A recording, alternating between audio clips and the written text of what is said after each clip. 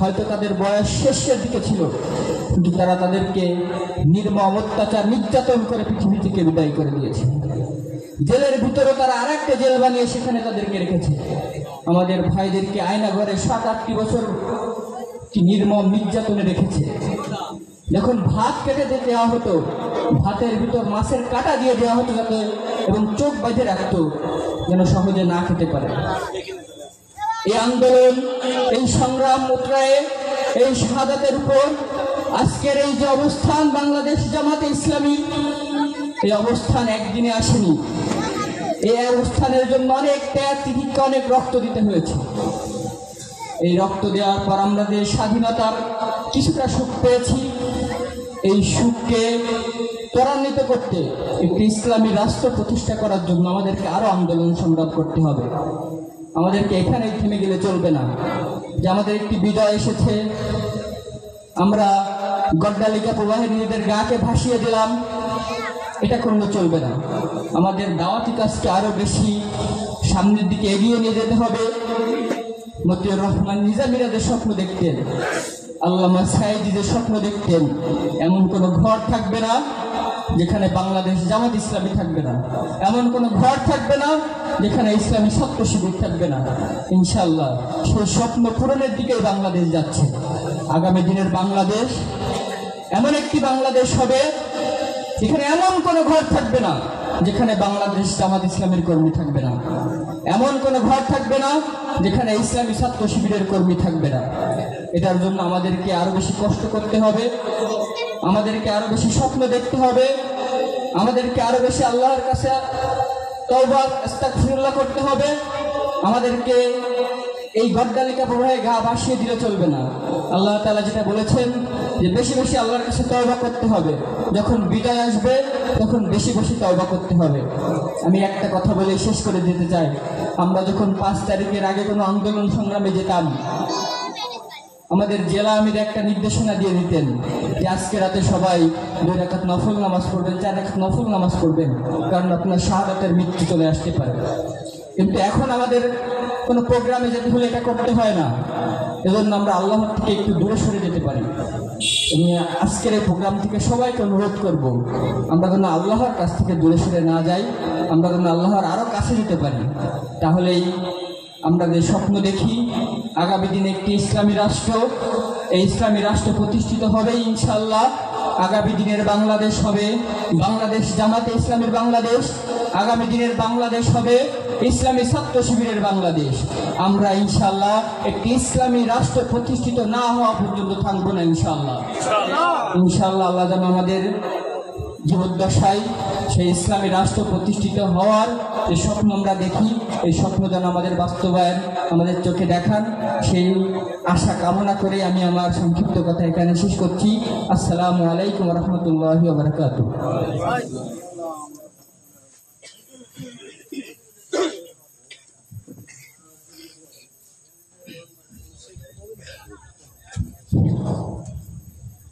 ধন্যবাদ প্রিয় ভাই রিদওয়ান হোসেনকে। ইসলামী আন্দোলনে ত্যাগ ও কুরবানি, সাহাবা একরামদের ভূমিকা, সে বিষয়ে গুরুত্বপূর্ণ আলোচনা করলেন। সম্মানিত উপস্থিতি, এ পর্যায়ে বক্তব্য পেশ করার জন্য অনুরোধ করছি বাংলাদেশ জামাত ইসলামী দত্তাপুর ইউনিয়ন শাখার সংগ্রামী আমির মুসলিম জননেতা জনাব হযরত মাওলানা মোহাম্মদ মুরাদ আলী। বক্তব্য রাখছেন জনাব হযরত মাওলানা মোহাম্মদ মুরাদ আলী। আউযু বিল্লাহি মিনাশ শাইতানির রাজীম। বিসমিল্লাহির রহমানির রহিম। আলহামদুলিল্লাহি রাব্বিল আলামিন। والصلاة والسلام على سيد أشرف الأنبياء والمرسلين وعلى آله وصحبه أجمعين। শহীদ কাফেলা প্রাণপ্রিয় সংগঠন বাংলাদেশ জামাত ইসলামী কঞ্চনবাদী ও কাইখোলা ইউনিট কর্তৃক আয়োজিত আজকের এই সাধারণ সভা, সবাই উপস্থিত আছেন বাংলাদেশ জামাত ইসলামী বাগেরহাট সদর উপজেলা শাখার সম্মানিত আমির, আমাদের প্রাণপ্রিয় দায়িত্বশীল যাত্রাপুরের গর্ব মজলুম জননেতা ডাক্তার মাওলানা মোহাম্মদ ফেরদাউস আলী। উপস্থিত আছেন বাংলাদেশ জামায়াত ইসলামীর বিভিন্ন পর্যায়ের দায়িত্বশীল ভাইরা, ইসলামী ছাত্র শিবিরের দায়িত্বশীল ভাইরা, সম্মানিত এলাকাবাসী, আসসালামু আলাইকুম রহমতুল্লাহ। আল্লাহ দরবারে লাখো কোটি সুযোগ্য রব্বুল আলামিন আমাদেরকে দীর্ঘক্ষণ আজকের এই সাধারণ সভার প্রোগ্রামকে চালিয়ে নেওয়ার জন্য সংকোচ ছাড়া, ভীতি ছাড়া এখানে বসে কথা বলা এবং শোনার সুযোগ করে দিলেন। এজন্য সেই মনিবের দরগাহের সুযোগ পেশ করছি আলহামদুলিল্লাহ। দুরূদ এবং সালাম প্রিয় নবী, প্রিয় নেতা জনাব মুহাম্মদুর রাসূলুল্লাহ সাল্লাল্লাহু আলাইহি ওয়াসাল্লামের উপর। সম্মানিত উপস্থিতি, আমরা প্রথম থেকেই বলে আসছি জামায়াত ইসলামের গঠনতন্ত্র, জামায়াত ইসলামের কর্মসূচি এবং সেটি কীভাবে বাস্তবায়িত হবে এরপরে আমরা কথা বলবো ইনশাআল্লাহ। আমি যদি একটু পিছনের দিকে যেতে চাই তাহলে কথাগুলো স্পষ্টভাবে বোঝা খুবই সহজ হবে। মঈনুদ্দিন ফখরুদ্দিনের একটা প্ল্যানিং গেমে এই স্বৈরাচারী ফ্যাসিস্ট এবং স্যাসিস্ট শেখ হাসিনা ক্ষমতায় আসলো, ঠিক কিনা? এসেই বাংলাদেশের আলেম ওলামাদেরকে নিয়ে প্রথম কথা বলল, এরপরে শুরু করলো সংগঠন হিসেবে বাংলাদেশ জামায়াত ইসলামীর বিরুদ্ধে। 2010 সালের পর থেকেই বাংলাদেশ জামায়াত ইসলামীকে রাষ্ট্রীয়ভাবে গালি দেওয়ার জন্য বিভিন্ন টেলিভিশন, বিভিন্ন পত্রপত্রিকা, অনলাইন সব জায়গায় বাংলাদেশ জামায়াত ইসলামীকে বলা শুরু করলো আলবদর। মনে আছে? আলবদর বলে যে সময় মজা না পালো তখন বলা শুরু করলো আল শামস। আপনাদের কি এই কথাগুলো মনে পড়তেছে? যখন আল শামস বলে মজা না পালো তখন বলা শুরু করলো হরকাতুল জিহাদ। আছে মনে? সম্মানিত উপস্থিতি, এরকম করে অপবাদ দেওয়ার জন্য বিভিন্ন সেক্টরে তারা কাজ শুরু করলো। এই অপবাদ দিয়ে যে সময় বাংলাদেশ জামায়াত ইসলামীকে দমিয়ে রাখা গেল না, জামায়াত ইসলামের অগ্রযাত্রাকে যখন বাধাগ্রস্ত করা গেল না, তখন তারা সিরিজ বোমা হামলা। মনে আছে? একটা কথা আপনাদের মনে থাকার কথা, সেটি হলো আমাদের একজন হিন্দু ভাই বিশ্বজিৎকে তারা দিবালাকে রাজধানীর বুকে তারা কুপিয়ে হত্যা করেছিল। মনে আছে? দৌড় দিল কাদের? শিবিরা তারা কুপাইছে। কোনো কথা ছাড়া, কোনো তদন্ত ছাড়া, কোনো প্রতিবেদন ছাড়া তাদের একটা কথা ছিল, এই কাজকে করেছে জামাত শিবির করেছে। রানা প্লাজা কনস্ট্রাকশন দুর্বলতার কারণে ধসে পড়ল, দায় দিল জামাত শিবির এবং বিএনপির লোকজন ধাক্কা দিয়েছে, ধারাধারি করছে, তাই পড়ে গেছে। অদ্ভুত অদ্ভুত ইতিহাস, অদ্ভুত অদ্ভুত কথা, যেটা স্বপ্নেও মানুষ দেখে না।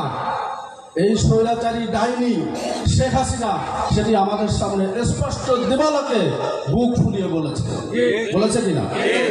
আপনারা যদি মনে করেন আমি কয়েকটি কথা কোট করে বলবো তাহলে আপনারা বুঝতে পারবেন। এই ধরনের কর্মকাণ্ড ঘটানোর পরে যখন জামায়াত ইসলামীকে দাবিয়ে রাখা গেল না, তখন তারা টার্গেট করলো জামায়াত ইসলামীর কেন্দ্রীয় নেতৃবৃন্দকে। তারা কি দোয়া করলো? যুদ্ধাপরাধী। কি বললো? যুদ্ধ অপরাধী। জামায়াত ইসলামের ভিতরে সব যুদ্ধ অপরাধী, আর কোথাও কোনো যুদ্ধ অপরাধী নাই। বিএনপির ভিতরে একজন পেল, সে সালাউদ্দিন কাদের, আর কোনো যুদ্ধ অপরাধী বিএনপির ভিতরে নাই। আর আওয়ামী লীগের ভিতর তো কোনো যুদ্ধ অপরাধী নাই। সব গরমে তারা যুদ্ধের পক্ষে, এবং ওদেরকে কি বলে? মুক্তিযুদ্ধ। তারা সব মুক্তিযোদ্ধা। আমাদের সমাজেও তো কিছু রাজাকার আছে না? হ্যাঁ, আওয়ামী লীগ যারা করেছে তাকে কি যুদ্ধ অপরাধী বলা হয়েছে? একচেটিয়া তারা এই কথাগুলো বলে জামায়াত ইসলামীকে বাংলাদেশে নিঃশেষ করে ফেলার জন্য তারা প্রচেষ্টা চালিয়েছে। যখন পারেনি, জামায়াত ইসলামী যখন দুর্বার গতিতে এগোনো শুরু করলো, তখন তারা টার্গেট করলো আমাদের কেন্দ্রীয় দায়িত্বশীলদেরকে। যুদ্ধ অপরাধী অপবাদ তাদের ঘাড়ে তুলে দিয়ে তাদেরকে জেলে নিয়ে জুডিশিয়াল কিলিংয়ের মাধ্যমে এক এক করে তাদেরকে হত্যা করেছে এই ডাইনি মহিলা, ঠিক কিনা? সাক্ষীরা এখন এসে বলতেছে আমরা যে সাক্ষ্য দিয়েছি এর সাক্ষ্য আমাদেরকে জোর করে দেওয়ানো হয়েছে। যে সাক্ষী আমরা আদালতের কাঠগড়ায় দাঁড়িয়ে দিয়েছি এই সাক্ষী ছিল সম্পূর্ণ বানানো মিথ্যা বানোয়াট সাক্ষী।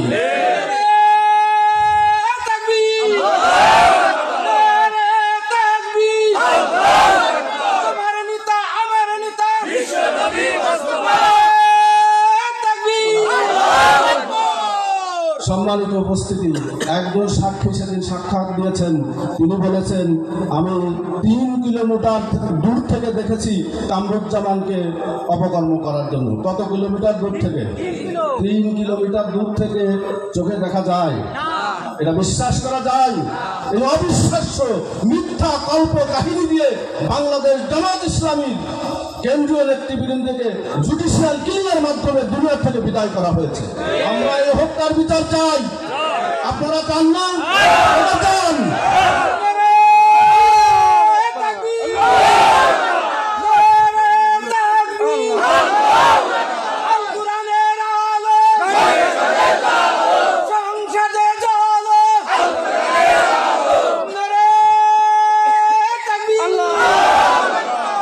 সম্মানিত উপস্থিতি, আগামীকাল কত তারিখ? কোন মাস? মে মাসের কত তারিখ? 27 তারিখ আমাদের প্রাণপ্রিয় দায়িত্বশীল এটিএম আজহারুল ইসলাম ভাইয়ের মুক্তির দিন। এটিএম আজহারুল ইসলাম ভাইয়ের মুক্তির জন্য আমরা সর্বপ্রথম আল্লাহর কাছে সাহায্য কামনা করছি। দ্বিতীয় কথা হচ্ছে কালকে যদি এটিএম আজহারুল ইসলাম ভাইকে মুক্তি পেতে না হয়, এই বর্তমান যে সরকার ক্ষমতা আছে তারা যদি এটিএম আজহারুল ভাইকে মুক্ত করে না দেন, তাহলে বুঝতে হবে সেই দোসরের একটা ইঙ্গিত এখনো রাষ্ট্রীয়ভাবে পরিচালিত হচ্ছে। এটা আমরা কোনো অবস্থায় মেনে নিব না। আগামীকালকে এটিএম আজহারুল ইসলাম ভাইয়ের মুক্তি যদি না হয়, আমাদের জীবনের শেষ রক্তবিন্দু দিয়ে হলো আজহারুল ইসলাম ভাইকে আমরা মুক্ত করে আনবো ইনশাআল্লাহ। সম্মানিত উপস্থিতি, সর্বশেষ আমাদের থানা আমির সাহেব বসে আছেন, কথা বলা আদবের বর খিলাফ। রাহাত ভাইও আসতেছেন, আমার সাথে এইমাত্র কথা হলো, উনি রওনা দিয়েছেন। আমি সর্বশেষ একটি কথা বলতে চাই। আমরা এই জমিনে, বিশেষ করে বাংলাদেশে, আমরা একটা দখলদার মুক্ত সমাজ দেখতে চাই, একটি শোষণ মুক্ত সমাজ দেখতে চাই, একটি চাঁদাবাজ মুক্ত সমাজ দেখতে চাই, একটি ইফতিজির মুক্ত সমাজ দেখতে চাই। যেই সমাজের মানুষ নির্বিঘ্নে চলবে, হাঁটবে, হাটে বাজারে বাজারঘাট করবে, তার যত অধিকার আছে সেই অধিকার নিয়ে সে সমাজে চলবে, এরকম একটি সুখী সমৃদ্ধ বাংলাদেশ আমরা দেখতে চাই, ঠিক কিনা বলে? আমাদেরকে বলা হয় আমরা ক্ষমতায় গেলে হিন্দু ভাইদেরকে আর এ দেশে থাকা হবে না। কি বলেছিলাম মাঝখানে? কিছু ভাঙ্গা ক্যাসেট আবার বাজানো শুরু হয়েছে, কিছু ভাঙ্গা ক্যাসেট আবার বাজানো শুরু হয়েছে। জামাত ইসলামী সম্পর্কে অপবাদ। শেখ হাসিনা যত অপবাদ দিয়েছে তাতে কি লাভ হয়েছে না লস হয়েছে? আর এখন যারা ভাঙ্গা ক্যাসেট বাজাচ্ছেন, শুনে রাখেন, আপনার ওই ভাঙ্গা ক্যাসেট বাজানোর কারণে এই বাংলাদেশের মানুষ আরো বেশি সোচ্চার হবে এবং সজাগ হবে ইনশাআল্লাহ। বাংলাদেশের মানুষ জামাত ইসলামীকে এত ভালোবাসত না যদি শেখ হাসিনা আমাদের দায়িত্বশীলদেরকে জুডিশিয়াল কিলিংয়ের মাধ্যমে যদি হত্যা না করত। আমার মনে হয়েছে এটা আমার ব্যক্তিগত কথা বললাম। অতএব বাংলা ক্যাসেট বাজায় কোনো লাভ হবে না জামাত ইসলামীর বিরুদ্ধে। জামাত ইসলামী যদি ক্ষমতায় আসে, আগামী রাষ্ট্রীয় সরকার যদি জামাত ইসলামী গঠন করে, এদেশে সবচেয়ে বেশি সুবিধা ভোগ করবে আমাদের অমুসলিম ভাইরা। আমরা ৩৬শে জুলাইয়ের পরে আমরা মন্দির পাহারা দিয়েছি, দিই নাই? রাত জেগে বিভিন্ন জায়গায় এই আলেমুলামারা এই মন্দির পাহারা দিয়েছে। অথচ তাদের চক্ষু আড়াল করে ২-১টা ঘটনা কিন্তু ঘটাইছে না? বিভিন্ন জায়গায় ঘটেছে কিনা? ঘটেছে, এটা আমাদের জানা কথা। এজন্য আমাদেরকে সজাগ থাকতে হবে, সোচ্চার থাকতে হবে। আর যারা বাংলা ক্যাসেট বাজাতেছে ওদের উপরে জন্য একটা নতুন ক্যাসেট কিনে দেবেন। বাংলা ক্যাসেট আর কতদিন বাজাবে? আমাদের পক্ষ থেকে নতুন ক্যাসেট কিনে দেওয়া হবে। বর্তমানে আমাদের সমাজে আর একটা শ্রেণী খুব মাথা ছাড়া দিয়ে উঠেছে। তারাও মুসলমান, তারাও কি মুসলমান। তাদের মুখে দাঁড়িয়ে আছে, তাদের মুখে, তাদের মাথায় টুপি আছে, তাদের গায়ে পাঞ্জাবি আছে। তাদের সামনে যদি বলা হয় ইসলামী আন্দোলন করা ফরজ, তাহলে তখন তারা বলে রাজনীতি আমরা করি না, কি? কিন্তু তাদের সম্পর্ক আছে ধর্মনিরপেক্ষ মতবাদের সাথে, তাদের জোরালো সম্পর্ক আছে জাতীয়তাবাদের সাথে, তাদের সম্পর্ক আছে জোরালো ভাবে সমাজতন্ত্রের সাথে। তাদের সাথে লিয়েত করে তারা এই মশলাগুলো দিয়ে বেড়ায়। আল্লাহ তাআলা বলেছেন কোরআনের ভিতরে, এদের কাজ হলো মাল কামানো। আমি আয়াতটি বললাম না, আল্লাহ নিজেই বলেছেন এদের কাজ হলো মাল কামানো। এখানে অনেক অজস্র আলেম ওলামা আছেন, ভুল কথা বলার কোনো সুযোগ নেই। তারা এখন বর্তমানে একটা সুবিধাভোগী রাজনৈতিক সংগঠনের সাথে সম্পৃক্ততা রেখে তারাও জামাত ইসলামের বিরুদ্ধে কথা বলে। কয়েকদিন আগে শুনলাম ফেরদাউস একটা ভাড়া দামা কায়দে, মুরাদ একটা খাটো দামা কায়দে। ওরা কি ইসলাম কায়েম করবে? কথা বুঝতে পেরেছেন? ভাড়া দামা, খাটো দামা, এর ভিতরে কি ইসলাম সীমাবদ্ধ? এরা এটা বোঝাতে চেয়েছে সাধারণ মানুষ, আমাদের সমাজের বেশিরভাগ মানুষ খেটে খাওয়া মানুষ, সাধারণ মানুষ, নিরক্ষর মানুষ। এরা মসজিদে গেলে ইমাম সাহেব যদি ভালো করে তুবাস করে কান্দায় দিতে পারে, তাহলে ওই ইমামের চেয়ে ভালো ইমাম আর হয় না, হয়। কিন্তু ইমাম সাহেব মেম্বারে বসে যদি কোরআনের আয়াত তেলাওয়াত করে তার তাফসীর করেন, তারপর ইমাম সাহেব রাজনীতি করতেছে। এই যে অপব্যাখ্যা, এই অপব্যাখ্যা এই শ্রেণীর মানুষ জোরালো ভাবে শুরু করেছে। এদেরকে সামাজিকভাবে প্রতিহত করতে হবে। এরা যেখানে এই মশলা দেবে ওইখানে এদেরকে দমন করে দিতে হবে। তারা হলো এরা আগামীতে, বিগত দিনের মতো আগামী ভবিষ্যতে এই সুন্দর বাংলাদেশ গড়ায় তারা একটা অন্তরায় হিসেবে সমাজে প্রতিষ্ঠিত হয়ে যাবে। এজন্য আমাদেরকে বিশেষ করে বাংলাদেশ জামায়াত ইসলামীর দায়িত্বশীল নেতাকর্মী, সহযোগী, শুভাকাঙ্ক্ষী যারা আছেন, তাদেরকে এই বিষয়গুলিকে সজাগ দৃষ্টি রেখে এদের বিরুদ্ধে আমাদের প্রতিরোধ করা গড়ে তুলতে হবে। সম্মানিত উপস্থিতি, এখানে অনেক হিন্দু ভাইরা আছেন, অনেক দলের দায়িত্বশীলরাও থাকতে পারেন। একটি কথা আমি বলতে চাই, একটি কথা আমি স্পষ্ট করে বলতে চাই। বাংলাদেশ জামায়াত ইসলামী 5ই আগস্টে বিজয়ের পরে বাংলাদেশের কোনো রাজনৈতিক সরকারি কোনো প্রতিষ্ঠানে হামলা চালিয়ে জামায়াত ইসলামী 5টা পয়সা সেখান থেকে লুট করেছে, এর কোনো প্রমাণ আমাদের কাছে আছে? কেউ মিথ্যা কথা বলবেন না, আর ভয় কোনো কথা বলার দরকার নেই। একেবারে স্পষ্ট সত্য কথা বলবেন। যদি কারো কাছে কোনো ডকুমেন্ট থেকে থাকে, সেটা আমরা অবশ্যই, আমাদের আমিরে জামাত স্পষ্টভাবে ঘোষণা দিয়েছে, জামায়াত ইসলামীর কোনো দায়িত্বশীল নেতাকর্মী যদি কোনো অপকর্মের সাথে জড়িত থাকে আর সেটা যদি প্রমাণ হয়ে যায়, তাহলে ওর জামাত ইসলামী করার আর কোনো সুযোগ নাই। কিন্তু আমাদের পাশে থাকা আর একটা রাজনৈতিক দল, তাদের নেতারা টকশোতে এসে বলে যে আমাদের দল থামানো যাচ্ছে না, আমাদের দল কি করা যাচ্ছে না, থামানো যাচ্ছে না। তার মানে হলো তারা আছে মাঝপথে। কোথায় আছে? মাঝপথে। তারা যদি তাদের মঞ্জিলে পৌঁছে যায়, তখন কি অবস্থা হবে? তখন আর থামানো যাবে? তখন উনিও যাবে যে থামানো যাওয়া গেল না, আমিও একই কাজ করি, ঠিক কিনা?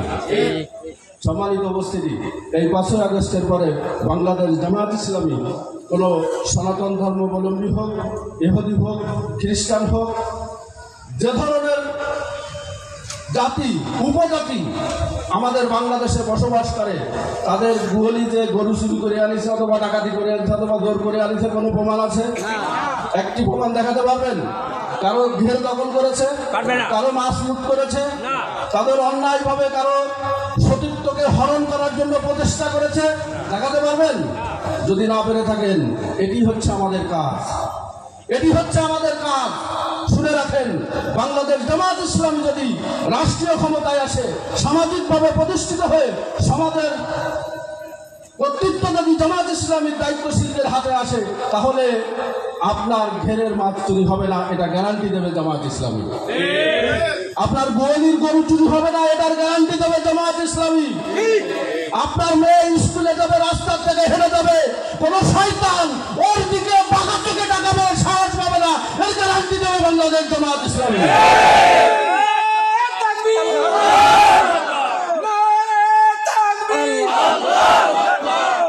কোন অফিস আদালতে যে অন্যায় ভাবে কোন কর্মচারী অফিসার কাছ থেকে 2 টাকা চেয়ে জামাত ইসলামীর কোন নেতৃবৃন্দ নেবে, নেতাকর্মী নেবে, এটারও কোনো সুযোগ থাকবে না। যার যার পথে শেষে চলবে, যার যার কাজ শেষে করবে, যার যার ধর্ম শেষে পালন করবে, যার যার মন্দিরের শেষে যাবে, যার যার মসজিদের শেষে যাবে, কোথাও কোনো বাধা সৃষ্টি করা যাবে না, এর গ্যারান্টি দেবে বাংলাদেশ জামাত ইসলামী। অতএব আসুন, যারা দূরে থেকে বাংলাদেশ জামাত ইসলামীকে বিভিন্ন ভাষায়, বিভিন্ন ভঙ্গিতে, বিভিন্ন ইঙ্গিতে আপনারা কথা বলেন, আমি উদাত্ত আহ্বান জানাচ্ছি, আসুন আমাদের কাছে, আমাদের কাছে একটু আসুন, আমাদের কাছে এসে দেখুন বাংলাদেশ জামাত ইসলামী কি করতে চাই। আমি কি কোনো আমি মুরাদ, আমি কি কোনো সার্টিফিকেট বলেন, আমি কোনো মার্কা, হ্যাঁ, আমি তো আপনাদের মতো একজন মানুষ, ঠিক কিনা? আমি অন্যায় করব না, আমার দিয়ে কোনো খারাপ কাজ হবে না, এটা কি গ্যারান্টি দিয়ে বলা যাবে? কিন্তু জামাত ইসলামী কোনো অন্যায় করে না, জামাত ইসলামী কোনো খারাপ কাজ করে না, সমর্থনও করে না, এটার নাম হচ্ছে বাংলাদেশ জামাত ইসলামী। কথা বুঝতে পেরেছেন? এজন্য আসুন, আমি উদাত্ত আহ্বান জানাই, বিশেষ করে আমাদের এখানে একটা বড় অংশ, আমাদের খুলশীর পূর্ব পাড়ায় একটা বড় অংশ নিয়ে বসবাস করে হিন্দু ভাইরা। আমি সরাসরি হিন্দু ভাইদেরকে দাওয়াত দিতে চাই, আসুন বাংলাদেশ জামাত ইসলামীর সহযোগী সদস্য ফর্ম পূরণ করে বাংলাদেশ জামাত ইসলামীর হাতকে শক্তিশালী করুন। আপনারা নিরাপদে থাকবেন ইনশাআল্লাহ, এই গ্যারান্টি বাংলাদেশ জামাত ইসলামী দিতে পারে। আর কোনো দল, আর কোনো মত, আর কোনো প্রতিষ্ঠান এরকম গ্যারান্টি দিবে বাংলাদেশে আর কারো নাম বলতে পারেন? নেই, স্পষ্ট কথা নেই। অতএব আমি উদাত্ত আহ্বান জানাই, সর্বশেষ কথায় আসুন আমাদের সাথে, আসুন আমাদের হাতকে শক্তিশালী করুন এবং বাংলাদেশ জামাত ইসলামীকে বুঝুন। বাংলাদেশ জামাত ইসলামীর প্রতি আপনাদের আন্তরিকতা, ভালোবাসা, এটি দিয়ে আগামীর জাতীয় যে নির্বাচন হবে অথবা স্থান আসবেন, তার জায়গায় পৌঁছানোর যে ভোট, একেবারে ক্লিয়ার কথা হলো ভোট। ভোট না দিলে কি যাওয়া যাবে? যে সংস্কৃতি ছিল ভোট লাগতো না, যে সংস্কৃতি ছিল ভোট লাগতো না, ভোট দিতে আসতেছে বলতেছে তোমার জাতি হবে না, কেন? ভোট হয়ে গেছে, ভোট হয়ে গেছে। একজনে গল্প করতেছে, আসতেছে আর গল্প করতেছে, আমি সাথে দিতে যাওয়া যাবে না, এর আগের বার করলে ভোট দিতে যাওয়া যাবে না, কোনো অবস্থাতেও যাওয়া যাবে না। তারপরে বার করলে এবার ভোট দিতে জাতি হবে, আগের বার বাইরে এসে ভোট দিতে যাস নাই কেন, আর পরের বার করলে যে ভোট দিতে যাবি কেন? কি কায়দা দেখেছেন? এজন্য এই কায়দার পরিবর্তন করতে পারে একমাত্র আল কোরআন। কথা বুঝতে পেরেছেন? যাদের ভিতরে আল কোরআন নেই, যারা আল কোরআন দিয়ে সমাজ রাষ্ট্র পরিচালনা করার জন্য অঙ্গীকারবদ্ধ নয়, যারা তার স্বামী, বাপ, ছেলে এদের আদর্শ বাস্তবায়ন করতে চায়, ওরা যদি ফিরে আবার ক্ষমতায় আসে তাহলে ওই নিষেধ করবে, এই ভোট দিতে যাবি না। আমার বলবো ভোট দিতে গেলি না কেন? এজন্য আমাদেরকে আসতে হবে কোরআনের ছায়াতলে। কোরআন কিন্তু মুসলমানের, এই কোরআন সমস্ত মানুষের জন্য। আল্লাহ তাআলা পরিষ্কার করে বলেছেন হুদাল্লিন নাস, বলেছেন না? হুদাল্লিন নাস, সমগ্র বিশ্ববাসীদের জন্য হিদায়াত। এই কোরআনের কাছে যারা আসে তারা ভালো মানুষে পরিণত হয়েছে। একজন গাঁজাখোর যদি কোরআনের কাছে আসে সে গাঁজা ছেড়ে দেয়, একজন জিনাখোর যদি কোরআনের কাছে আসে সে জিনা ছেড়ে দেয়, একজন মদখোর, সুদখোর, শয়তান, হারামজাদা যত বড় অপরাধী হোক, যখন সে কোরআনের কাছে আসে তখন সে ভালো মানুষে পরিণত হয়ে যায়। আসুন আমরা কোরআনের ছায়াতলে ঐক্যবদ্ধ হয়ে হিন্দু মুসলিম ভাই ভাই, আমরা এখানে একদিন স্লোগান দিলাম, মনে আছে? আছে? হিন্দু মুসলিম ভাই ভাই, কোরআন বিরোধীদের রক্ষা নাই। এই স্লোগান দিয়ে আমি আজকে শেষ করতে চাই। আপনারা পারবেন দিতে? হিন্দু মুসলিম সবাই বলেন, হিন্দু মুসলিম, কোরআন বিরোধীদের, কোরআন বিরোধীদের। সবাই সুস্থতা কামনা করে, দীর্ঘায়ু কামনা করে আজকের এই সাধারণ সভার সংযুক্ত কথা আমি এখানে শেষ করছি। ওমা আলাইনা ইল্লাল বালাগ। আসসালামু আলাইকুম ওয়া রাহমাতুল্লাহ।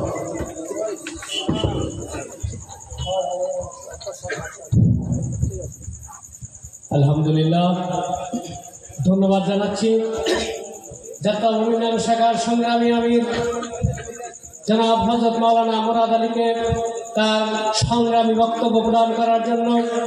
সম্মানিত উপস্থিতি, এই পর্যায়ে বক্তব্য পেশ করার জন্য অনুরোধ করছি বাংলাদেশ জামাত ইসলামী বাগেরহাট সদর থানার শূরা কর্ম পরিষদ সদস্য, বাগেরহাট সদর থানার সংগ্রামী আমির মজলুম জননেতা জনাব হযরত মাওলানা মোহাম্মদ ফেরদাউস আলী। বক্তব্য রাখছেন জনাব হযরত মাওলানা মোহাম্মদ ফেরদাউস আলী। أعوذ بالله من الشيطان الرجيم بسم الله الرحمن الرحيم وقال الذين كفروا لا تسمعوا بهذا القرآن والغوا فيه لعلكم تغلبون صدق الله العظيم শহীদ কাফেলা প্রাণপ্রিয় সংগঠন বাংলাদেশ জামাত ইসলামী বাগেরহাট সদর উপজেলা শাখার ঐতিহ্যবাহী গুরুত্বপূর্ণ একটি ইউনিয়ন যাত্রাপুর ইউনিয়ন শাখার খলসি পাজুয়া এবং কাঠপাড়া ইউনিটের উদ্যোগে আয়োজিত আজকের এই সাধারণ সভার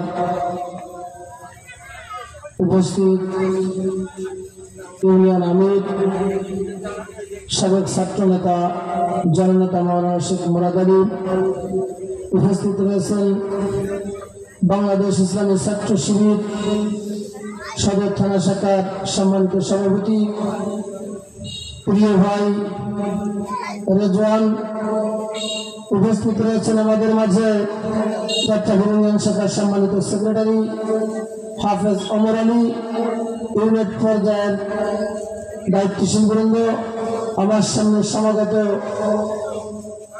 হিন্দু মুসলিম ভাই ও বন্ধুগণ, আসসালামু আলাইকুম মানিত্তাবাল হুদা। মহান রব্বুল আলামিনের দরবারে শুকরিয়া আদায় করতে হয় যে রব্বুল আলামিন আমাদেরকে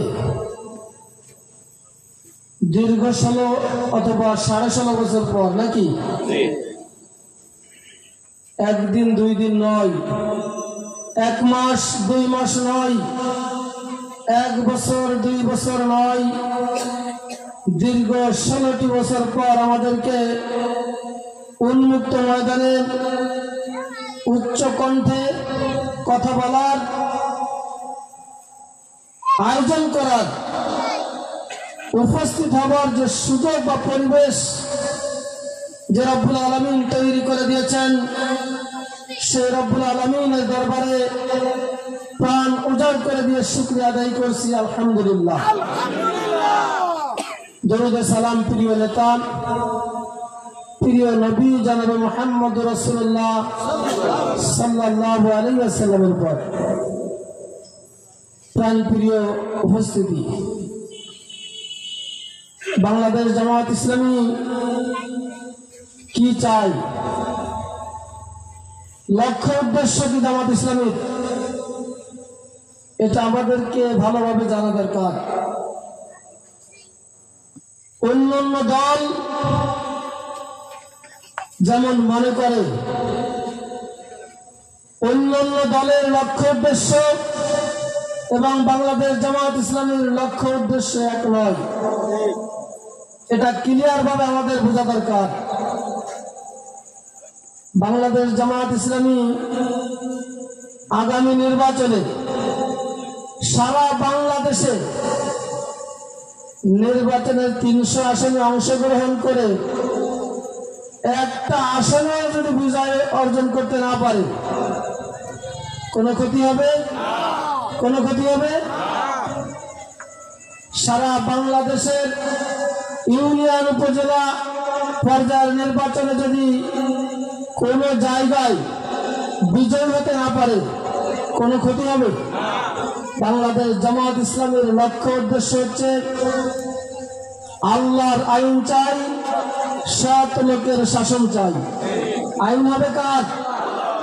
কথা বলেন, আইন কার? জমিন কার? জমিন আইন চলবে কার? আল্লাহর আইন চলতেছে? কার আইন চলতেছে? মানুষের তৈরি করা আইন ক্লিয়ার ভাবে বুঝতে হবে। এই বাংলাদেশ স্বাধীন হয়েছে 1971 সালে। 1971 সাল থেকে শুরু করে 2025 সালের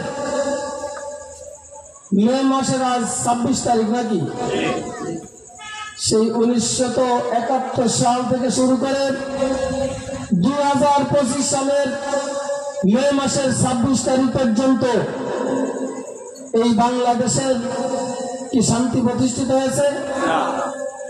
শান্তি কি জিনিস সেটা কি মানুষ উপভোগ করতে পেরেছে? 1971 সাল থেকে শুরু করে 2025 সালের 26 মে নয়, এইভাবে যদি অব্যাহত মানুষের তৈরি করা আইন এ সমাজে চালু থাকে, প্রতিষ্ঠিত থাকে, কিয়ামত পর্যন্ত নামাজ পড়ে, রোজা রেখে, হজ করে, যাকাত দিয়ে এই সমাজে শান্তি ফিরিয়ে আনা সম্ভব? সম্ভব? শান্তি ফিরিয়ে আনা সম্ভব নয়। শান্তি দিতে পারেন তিনি যিনি আপনাকে আমাকে সৃষ্টি করেছেন। শান্তি দিতে পারে সেই বিধান, যে বিধান এই পৃথিবীর কোন মানুষ রচনা করেনি, যে বিধান নাজিল করেছেন আসমান জমিনের মালিক আল্লাহ রাব্বুল আলামিন। সেই বিধানের নাম কি? আল কোরআন। কোরআন যদি সমাজে প্রতিষ্ঠিত হয়ে যায়, তাহলে এই সমাজের হিন্দু, মুসলিম, বৌদ্ধ, খ্রিস্টান যত ধর্মের লোক আমাদের সমাজে বসবাস করে সকলেই নিরাপদে অবস্থান করতে পারবে কিনা? বর্তমানে কি নিরাপদ আছে? 16 বছর যারা আমাদেরকে বন্ধু মনে করেছে, 9 মাসের ব্যবধানে, 9 মাসের মাত্র কয় মাস? 9 মাসের ব্যবধানে আজ তারা আমাদেরকে শত্রু মনে করছে। কি মনে করছে? করে লাভ নাই, শত্রু মনে করে। বিগত 16 বছর আমাদের কেন্দ্রীয় নেতৃবৃন্দকে ফাঁসি দিয়ে, জেলে ভরে, জুলুম, নির্যাতন, নিষ্পেষণ, নিপীড়ন করে যে দলকে শেষ করে দেওয়া যায়নি, তাদের সাথে ছিল কি প্রশাসন? আগামী নির্বাচনে মাঠে যায় কিভাবে সেটা দেখা যাবে। কিভাবে নির্বাচনের মাঠে অবস্থান করে মানুষ সেটা দেখা যাবে। যারা এই ধরনের অহংকারমূলক বক্তব্য দিচ্ছেন, আমি আজকের এই শহীদুল্লাহর ময়দানে স্পষ্ট ভাষায় বলে দিতে চাই, 27টি মামলার আসামি হয়েছি। কতটি? 27টি মামলার আসামি হয়েছি। আমার পরিবার সহ আমার এলাকার অনেকেই মামলার আসামি হয়েছে। আমার স্ত্রী পর্যন্ত মামলার আসামি হয়েছে। কিন্তু আমাদেরকে কি দমাতে পেরেছে? পেরেছে? দমাতে পারেনি। 2014 সালের 14 মার্চ দিনটি ছিল শনিবার। কি বার ছিল? শনিবার। এই কেমিকের মাঠে উপজেলা নির্বাচনে আমার জীবনের প্রথম ভোট, 2014 সালের 14 মার্চ শনিবার নির্বাচনের মাঠে যে সময় ঢুকেছি, চতুর্সাইড দিয়ে সন্ত্রাসী বাহিনীর হাতে ছিল রান্দা, হাতে ছিল বাঁশের লাঠি, হাতে ছিল গরুর গোশ কুচনোর যে চাবট, এটা হাতে নিয়ে চতুর্সাইড মাঠের চতুর্সাইড অবস্থান করতেছিল। কারা করেছিল তাদেরকে আমরা চিনি না? চিনি কিনা? তাদেরকে আমরা চিনি। তারা এখনো আমাদের চোখের সামনে আছে। আমাদেরকে নিয়ে অনেক পরিকল্পনা, গবেষণা পর্যালোচনা এখনো হচ্ছে। যারা নিজেদের অপকর্মের কারণে 5ই আগস্ট দ্বিতীয়বারের মতো বাংলাদেশ স্বাধীন হওয়ার পর নিজেদের অপকর্মের কারণে যারা এলাকা ছাড়া হয়েছে, কিসের কারণে এলাকা ছাড়া হয়েছে বলেন তো? আমাদের এই এলাকার কোন মানুষের পরে আক্রমণ করেছে? আছে? আক্রমণ করেছে এরকম ইতিহাস আছে? আমাদের বিরুদ্ধে অপপ্রচার চালানো হচ্ছে। আমার বড় ভাইয়ের বয়স ৭৬ বছর। এই এলাকার সন্ত্রাসী সাবেক মেম্বার আমার বড় ভাইয়ের গায়ে আঘাত করেছিল। সেই সন্ত্রাসী এলাকায় এখনো অবস্থান করছে। এখনো গোপনে গোপনে বৈঠক করছে। আমি আজকের এই চট্টগ্রাম থেকে স্পষ্ট ভাষায় বলে দিতে চাই, শান্তিপূর্ণভাবে যদি এলাকায় বসবাস করতে চান, ষড়যন্ত্র চক্রান্ত বন্ধ করতে হবে। কারণ ইতিপূর্বে যারা ষড়যন্ত্র করেছে, কোন ষড়যন্ত্র কিন্তু বাস্তবায়ন এই দেশে হয়নি। আর নতুন করে কোন ষড়যন্ত্রকারীদেরকে ষড়যন্ত্র এই দেশে আর বাস্তবায়ন হতে দেওয়া যাবে? আপনারা চান? কারা কারা চান না একটু হাত উঁচু করে আল্লাহকে দেখায়।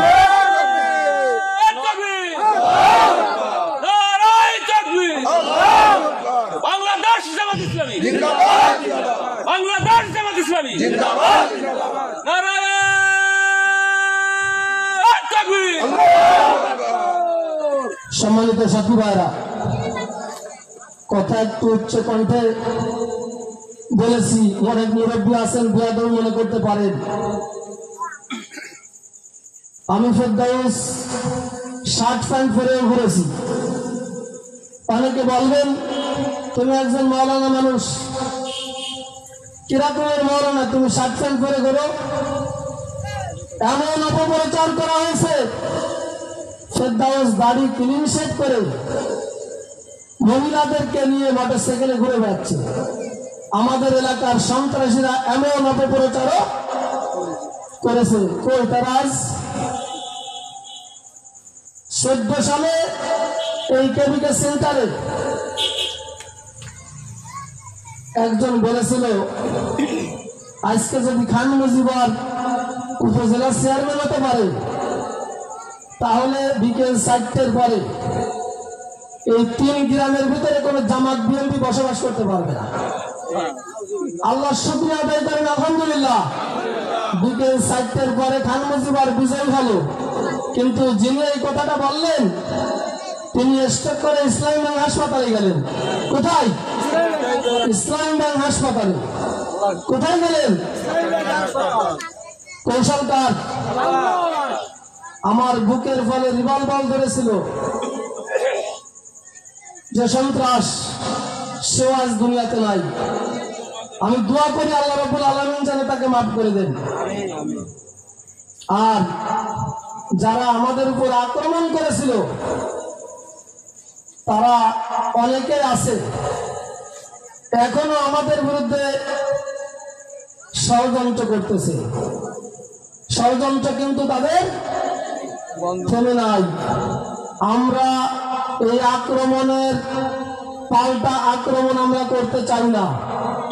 আমরা চাই এই সমাজে শান্তিপূর্ণভাবে হিন্দু, মুসলিম, অন্য সকল ধর্মের ভাইদেরকে নিয়ে শান্তিপূর্ণ একটা পরিবেশে আমরা বসবাস করতে চাই। সবাই চান তো?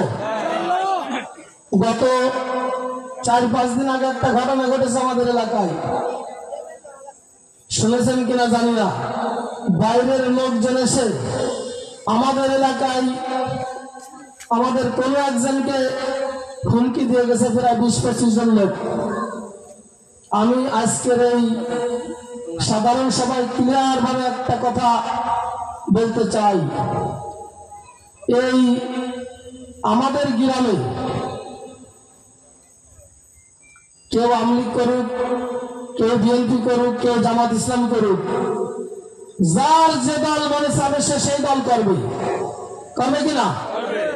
এই এলাকার মানুষ অপরাধ যদি করে, এই এলাকার মানুষ আছে সেই অপরাধের শাসন করার। কিন্তু বাইরের কোন মুস্তান এই এলাকায় যদি ঢোকে, হোক জামাতের নেতা, হোক বিএনপির নেতা, হোক আওয়ামী লীগের নেতা, দল মত নির্বিশেষে এর পাল্টা জবাব আমাদেরকে দিতে হবে। বাইরের কোন মাস্তানি আমাদের এলাকায় চলতে দেওয়া পারবেন? রাজি আছেন তো সবাই? সবাই রাজি আছেন? বাইরের কোন লোক, কোন সন্ত্রাসী আমাদের কোন ভাই, হোক সে আওয়ামী লীগের, হোক সে বিএনপির, হোক সে জামাত ইসলামের, হোক সে ইসলামী আন্দোলন চরমনায়ের, কারো উপরে যদি কোনো হামলা বা আক্রমণ করতে চায়, দল মত নির্বিশেষে একতার বন্ধনে আবদ্ধ হয়ে এর জবাব আমাদেরকে দিতে হবে যদি আমরা এই সমাজে শান্তিপূর্ণভাবে বসবাস করতে চাই। এর বিকল্প কোন রাস্তা আমাদের নাই। যারা লোক পাঠাইছে, আমি তাদের লিডারকে ফোন দিয়ে বলেছি যে আপনি অমুকরে পাঠাইলেন, তখন আমার একটু গরম গরম। তখন আমি বললাম, আমি আপনার কাছে কোনো নালিশ দিতে চাই না, আপনার কাছে কোনো অভিযোগ দিতে চাই না, আমি জানতে চেয়েছি এই লোকগুলোকে আপনি পাঠাইছেন কিনা। তখন প্রথমে অস্বীকার গেছি, পাঠাইনি। পরে বলতেছে যে ওই এলাকায় গেছিল, তাহলে একটু ঘুরে আসি, তাহলে একটু বলে আসি বিষয়টা। তা রাতের আধারে 20-25টা মোটর সাইকেল নিয়ে কোন দাওয়াত দিতে যায় নাই কারো বাড়ি? কি করতে যায় বলেন তো? সুতরাং আমি বলে দিয়েছি, যাত্রাপুর ইউনিয়নে সন্ত্রাসী করা চলবে না, চলবে না, চলবে না। অনেক সন্ত্রাস গত হয়ে গেছে, অনেক সন্ত্রাসী, কিন্তু তাদের পাপের কারণে তারা বিদায় নিয়েছে। মামলার আসামি হয়েছি, ঘর বাড়ি ছেড়েছি, কিন্তু আমাদেরকে কি দমানো গেছে? গেছে বলেন? এখন যারা আমাদের বিরুদ্ধে ষড়যন্ত্র করতেছে, আমি তাদেরকে একবার ছোট মনে করি, একবার ছোট। সুতরাং কোরআনের কথা এটা, এই পৃথিবীতে যত ঘর আছে সব ঘরের ভিতরে দুর্বল ঘর কোনটা বলেন তো? মাকড়সার ঘর। মাকড়সার ঘরে যদি দুর্বল মাছি বাঁধে, তাহলে বাধাগ্রস্ত হয় কিনা? আর মাছি যদি সবল হয়, তাহলে ছিন্ন করে পার হয়ে যায়। প্রাণপ্রিয় সাথী ভাইরা, দল মত নির্বিশেষে আমাদেরকে ঐক্যবদ্ধ থাকতে হবে। কোন চাঁদাবাজি, সন্ত্রাসী, চুরি ডাকাতি আমরা বরদাস্ত করব না। দল যার যেটা মনে চাই সে সেটা করবে। দল যার যেটা মনে চাই সে সেটা করার অধিকার আছে কিনা? আমরা যদি, আমি জামাত ইসলামী করি, অন্য দলের পরে আমি আর আক্রোশ বা আক্রমণ থাকে, তাহলে এক জায়গায় বসবাস করা যাবে? যাবে বলেন? বসবাস করা যাবে না। আমরা কোরআন প্রেমিক হতে চাই। এই পৃথিবীতে যারাই কোরআনের বিরুদ্ধাচরণ করেছে, আল্লাহর বিরুদ্ধাচরণ করেছে, তারা কিন্তু ধ্বংস হয়েছে কিনা? নিজেদের স্বার্থ হাসিলের জন্য, নিজেদের স্বার্থ হাসিলের জন্য আপনারা কি কোরআন বিরোধী হতে চান? কোরআন বিরোধী আমরা হতে চাই না। আমাদের সকলেরই এই পৃথিবী ছেড়ে চলে যেতে হবে। চলে যেতে হবে কিনা? চলে যেহেতু যেতেই হবে, আমরা নিরপরাধ মানুষ হিসেবে এই পৃথিবী থেকে চলে যেতে চাই। কোন সন্ত্রাসী, কোন চাঁদাবাজ, কোন দুর্নীতিবাজ, এদের আমরা সহযোগী হবে নাকি? এদের সহযোগী আমরা হবে না। প্রান্তীয় উপস্থিতি, আমাদের মাঝে আমাদের কাঙ্ক্ষিত মেহমান, আজকের এই সাধারণ সভার প্রধান আকর্ষণ, প্রধান অতিথি আমাদের মাঝে উপস্থিত হয়েছেন। আমি আর কথাকে দীর্ঘায়িত না করে মেহমানের আলোচনা শোনার জন্য দীর্ঘ সময় আপনারা অপেক্ষা করছেন। মেহমানি আলোচনা করবে সর্বশেষ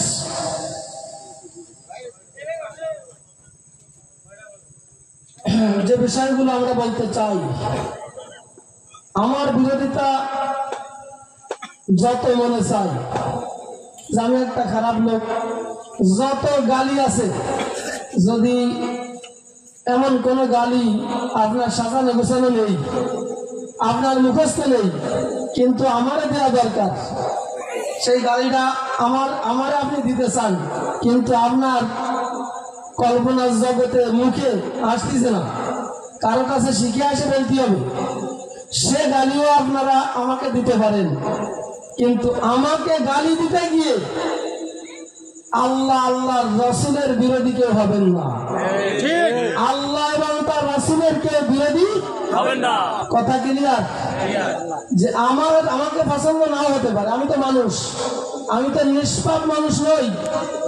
হাজার হাজার গুনাহ আমি আমার জীবনে করেছি, আমি একজন গুনাহগার। যত খুশি তত গালিও আপনারা আমাকে দিতে পারেন, কিন্তু আমাকে গালি দিতে গিয়ে যদি সেই গালিটা কোরআনের বিপক্ষে পক্ষে চলে যায়, তাহলে আল্লাহ ছাড়বে? আল্লাহ তাআলা কিন্তু ছাড় দেন, ছেড়ে আমি কোরআন এবং হাদিস অধ্যয়ন করেছি, রাসূল করিম সাল্লাল্লাহু আলাইহি ওয়াসাল্লামের সাহাবীদের জীবনী পড়েছি, তাদের জুলুম নির্যাতন নিষ্পেষণের ইতিহাস আমি শুনেছি, পড়েছি, বুঝেছি। কিন্তু আল্লাহ রাব্বুল আলামিন এই 16 বছরে সেই জুলুম নির্যাতন নিষ্পেষণের ইতিহাস স্বচক্ষে আল্লাহ রাব্বুল আলামিন দেখার সুযোগ আমাদেরকে দিয়েছেন। এই জন্য শুকরিয়া আদায় করতে হবে কিনা? ইউনিয়ন আমির বলেছে, শেখ হাসিনা যদি ক্ষমতায় না আসতো, আজকে জামাত ইসলামী এই অবস্থানে আসতে পারতো না। ইসলামী আন্দোলনের ইতিহাস, ইসলামী নেতৃত্বকে হত্যা করে আদর্শকে হত্যা করা যায় না। ইসলামী নেতৃত্বকে হত্যা করে যদি আদর্শকে হত্যা করা যেত, তাহলে বিশ্ব নবী জনাবে মুহাম্মদ রাসূলুল্লাহ সাল্লাল্লাহু আলাইহি ওয়াসাল্লামের ইন্তেকালের পর এই পৃথিবী থেকে ইসলাম বিদায় হয়ে যেত। অন্য দলের একজনকে হত্যা করবেন, একজন শেষ, একজন শেষ। আর ইসলামী আন্দোলনের এক কাদের মোল্লাকে ফাঁসি দিয়ে দুনিয়া থেকে বিদায় করে দিয়েছিল। লক্ষ লক্ষ কাদের মোল্লার এই বাংলাদেশ জন্ম হয়েছে কিনা? কাদের মোল্লা ফাঁসির পরে একটা সন্তান জন্মগ্রহণ করলো, শহীদ আব্দুল কাদের মোল্লার ফাঁসি হয়েছিল 2013 সালের ডিসেম্বর মাসের 12 তারিখ। ওই 12 তারিখ রাত 10:01 রাত 10টায় আমাদের এই বাংলাদেশে একজন শিশু সন্তান জন্মগ্রহণ করেছিল। যে পরিবারের শিশু, আমার পরিবারের নামটা বলে নাই, সেই সন্তানটির নামও রাখা হয়েছে আব্দুল কাদের। কি নাম রাখা হয়েছে? কিন্তু আবু জাহেলের উত্তরসূরিরা যদি দুনিয়া থেকে কেউ চলে যায়, আজ পর্যন্ত আবু জাহেল নাম এই পৃথিবীতে কেউ রেখেছে? কেউ রাখিছে? কেউ রাখেনি। মতিউর রহমান নিজামী চলে গেছে, মতিউর রহমান নিজামী চলে গেছে। শাহাদাতের পর মতিউর রহমান নিজামীর নামে তুরস্কে একটা রাস্তা তৈরি করা হয়েছে, শহীদ মতিউর রহমান নিজামী রোড। কি নাম? শহীদ মতিউর রহমান নিজামী। আজ পর্যন্ত কোন বাতিল পৃথিবী থেকে বিদায় হওয়ার পর ওই বাতিলের ইতিহাস পৃথিবীবাসী স্মরণ করে রাখবেন আছে? দেখেন, কোরআনের পাখি আল্লামা দেলোয়ার হোসেন সাঈদী, তার প্রত্যেকটি কথা অক্ষরে অক্ষরে বাংলাদেশবাসী দেখতেছে কিনা? 2024 সালের 14 আগস্ট নাকি 14 আগস্ট ষড়যন্ত্র করে, চক্রান্ত করে আমাদের সকলেরই কলিজা 23 সালে আমাদের সকলেরই করে যা কোরআনের পাখি আল্লামা দেলোয়ার হোসেন সাইদিকে শহীদ করা হয়েছে। আল্লামা দেলোয়ার হোসেন সাইদির শাহাদাতের পর 1 বছর কি এই লেডি ফেরাউন টিকতে পেরেছে? আমি আবার একটু লেডি ফেরাউন বলি, তাতে অনেক নামাজিদের একটু কষ্ট লাগে। ফেরদাউস লেডি ফেরাউন বলে কেন? লেডি ফেরাউন বললে যাদের কষ্ট লাগে, আমি মনে করি ওই লেডি ফেরাউনের রক্ত এখনো তার ভিতরে হয়ে গেছে। সন্ত্রাসী যে দলেরই হোক, সন্ত্রাস চাঁদাবাজ যে দলেরই হোক, সে চাঁদাবাজ। এ কথা বললে অসুবিধা আছে? পারবেন বলতে? কেউ না বললে আমরা পারবো ইনশাআল্লাহ। আমরা শহীদ আল্লামা দেলোয়ার হোসেন সাইদিকে শহীদ করা হয়েছে 2023 সালের 14 আগস্ট। আর এই লেডি ফেরাউনের বিদায় হয়েছে 2024 সালের 5 আগস্ট। কয়দিনের ব্যবধান? বছর কি ঘুরেছে? আলেমুল আমাদের যারা বিরোধিতা করতেছেন, একটু সতর্ক হওয়া দরকার। যে দলের আলেমই হোক না কেন, আলেমুল আমাদের বিরোধিতা করে এই জমিনে, এই পৃথিবীতে কেউ টিকে থাকতে পারেনি। কিয়ামত পর্যন্ত পারবে? কিয়ামত পর্যন্ত পারবে না। সুতরাং দেশে শান্তি শৃঙ্খলা প্রতিষ্ঠিত হোক, এটা আমরা সবাই চাই। এই দেশ বাসযোগ্য একটা পৃথিবী আমরা গড়তে চাই। সেই পৃথিবী গড়তে হলে দেখেন, একটা দুটো কথা বলে আমি আমার কথা শেষ করব। অনেক নামাজি আছে আমাদের সমাজে, নামাজে পড়ে কোরআনের বিরোধিতাও করে। নামাজ পড়ে ধরেই বলে নারাই তাকবীর স্লোগানের প্রয়োজন আছে। ওটা তো জামাত ইসলামের স্লোগান। নারাই তাকবীর কি জামাত ইসলামের স্লোগান? এই স্লোগান কাদের বলেন? এই স্লোগান হচ্ছে কার স্লোগান? সবাই স্লোগান দিতে চান? আমি এই স্লোগানের মাধ্যমেই আমি আমার কথার সমাপ্তি ঘটাতে চাই। কারণ হিন্দু ভাইদেরকে শুভেচ্ছা অভিনন্দন জানাই, সাথে সাথে স্লোগানের মাধ্যমে আমি আমার কথা শেষ করতে চাই। এই শহীদতলার অনেক ইতিহাস আছে, অনেক ইতিহাস আছে। দীর্ঘ 16টি বছর এইখানে আমরা একটু বসার জায়গা পাইনি, একটা দোকানে বসে একটু চা খাবো, এরকমের পরিবেশ আমাদের নসিবে হয়নি। সুতরাং এই ময়দানকে শান্তিপূর্ণ কোরআনের ময়দান হিসেবে আমরা করতে চাই। যারা এই শান্তিপূর্ণ ময়দান গড়ার কাজে বাধা দিবে, তাদের দাঁত ভাঙ্গা জবাব আমরা দেবো ইনশাআল্লাহ। আমরা একটু স্লোগান দিই, নারে তাকবীর, নারে তাকবীর, বাংলাদেশ জামাত ইসলামী জিন্দাবাদ, জিন্দাবাদ, নারে তাকবীর। আসসালামু আলাইকুম ওয়া রাহমাতুল্লাহ।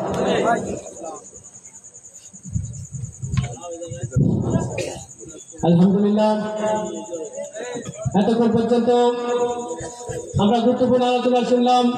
বাংলাদেশ জামাত ইসলামী বাগেরহাট সদর থানার সংগ্রামী আমির জনাব হযরত মাওলানা মোহাম্মদ ফেরদাউস আলীর কাছ থেকে সম্মানিত উপস্থিতি।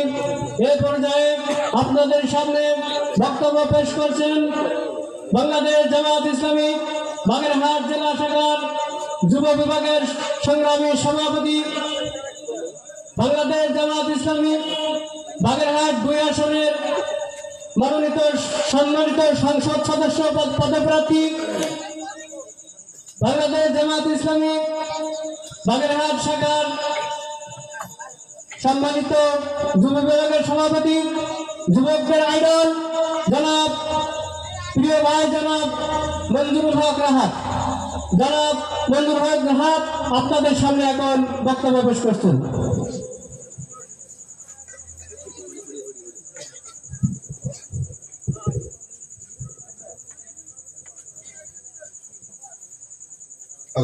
لله وكفى وسلام على عباده الذين اصطفى أما بعد أعوذ بالله من الشيطان الرجيم بسم الله الرحمن الرحيم শহীদ কাফেলা বাংলাদেশ জামায়াত ইসলামী বাগেরহাট সদর উপজেলার অত্যন্ত গুরুত্বপূর্ণ একটি ইউনিয়ন যাত্রাপুর ইউনিয়নের 7 নম্বর ওয়ার্ড এবং কাইটপাড়া ইউনিটের উদ্যোগে আয়োজিত আজকের এই সাধারণ সভার সম্মানিত সভাপতি মঞ্চে উপস্থিত আছেন বাংলাদেশ জামায়াত ইসলামী বাগেরহাট জেলা শাখার সংগ্রামী শুরা ও কারণ পরিষদ সদস্য বাগেরহাট সদর উপজেলা জামাতের সংগ্রামী আমির শ্রদ্ধাভাজন জননেতা ডক্টর মাওলানা ফেরদৌস আলী। মঞ্চে উপস্থিত আছেন যাত্রাপুর ইউনিয়ন জামাত ইসলামের সংগ্রামী আমির আমার একান্ত প্রিয় ভাই জননেতা মাওলানা মুরাদ আলী ভাই। উপস্থিত আছেন জামাত ইসলামের অন্যান্য নেতৃবৃন্দ, ইসলামী ছাত্র শিবিরের সদর উত্তর তথা পাড়াইপাড়ার সম্মানিত সভাপতি স্নেহস্পদ রেজওয়ান সহ অন্যান্য নেতৃবৃন্দ এবং আমার সামনে উপস্থিত অত্র এলাকার তৌহিদি জনতা যারা ইসলাম দিন জামাত ইসলামকে ভালোবেসে আজকে এখানে উপস্থিত হয়েছেন, সবাইকে আমার পক্ষ থেকে আন্তরিক সালাম ও মোবারকবাদ। আসসালামু আলাইকুম ওয়া রাহমাতুল্লাহি ওয়া বারাকাতুহু। হয়তো এখানে সনাতন ধর্মাবলম্বী ভাইয়েরাও আছেন, তাদের প্রতি আমার শুভেচ্ছা ও অভিনন্দন জ্ঞাপন করছি।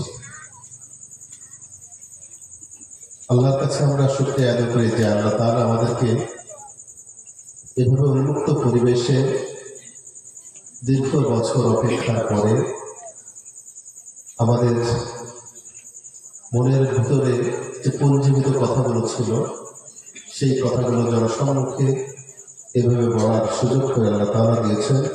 আমরা সেই আল্লাহর কাছে সবাই শুকরিয়া আদায় করি বলে আলহামদুলিল্লাহ। সম্মানিত ভাইয়েরা, কথার শুরুতে তাদের জন্য দোয়া করছি যাদের জীবনের সব থেকে গুরুত্বপূর্ণ জীবনটাকে আল্লাহর রাস্তায় বিলিয়ে দিয়েছেন। বিশেষ করে জুলাই বিপ্লবে যারা তাদের জীবনকে বিলিয়ে দিয়ে এই পরাধীন জাতিকে স্বাধীন করেছেন, এই সমাজ থেকে বৈষম্য দূর করার জন্য নিজেকে উৎসর্গ করেছেন, আমরা আল্লাহর কাছে দোয়া করি রব্বুল আলামিন তাদের মৃত্যুটাকে যেন শাহাদাতের মৃত্যু হিসেবে কবুল করেন। তাদের জন্য দোয়া করি যারা অসুস্থ হয়েছে, পঙ্গুত্ব বরণ করেছে, তারা যেন দ্রুত সুস্থ হয়ে পরিবারের কাছে ফিরে তাদের সমস্ত অভাব পূরণ করে আবারও নতুন করে সামনের দিকে এগিয়ে যেতে পারে আলহামদুলিল্লাহ। সম্মানিত ভাইয়া, আজকে বাংলাদেশ জামায়াত ইসলামী আপনাদের কাছে জামায়াত ইসলামের কথাগুলি বলতে পারছে, এটা একটি আনন্দের বিষয় না? আপনারা দীর্ঘক্ষণ বসে অপেক্ষা করছেন, অনেক দায়িত্বশীলের কথা শুনেছেন, নেতৃবৃন্দের কথা শুনেছেন। জামায়াত ইসলামী কি চায় এই সমাজের জন্য, কি করতে চায়, এই দেশের জন্য কি করতে চায়, এই জাতির জন্য কি করতে চায়, এই উম্মার জন্য কি করতে চায়, এটা আমরা দীর্ঘ বছর ধরে মানুষের কাছে বলতে পারি। আমাদেরকে বলতে দেওয়া হয়নি, আমরা বলতে গেলে এই বাধার সম্মুখীন হয়েছি। এই বাধাটাকে আমরা আমাদের জন্য উপহার হিসেবে গ্রহণ করেছি। এই বাধা পেয়ে কি আমাদের মন খারাপ ছিল? না, এই বাধাটাকে আমরা আমাদের কাছে উপহার হিসেবে মনে করেছি। যদি এই বাধাটা না আসতো তাহলে আমাদের মনে সন্দেহের বীজ বপিত হতো। কেমন? সংসারে যদি টুকিটাকি স্বামী স্ত্রীর মধ্যে দ্বন্দ্ব না হয় তাহলে পরিপূর্ণ ভালোবাসা ফুটে ওঠে না, তাই না?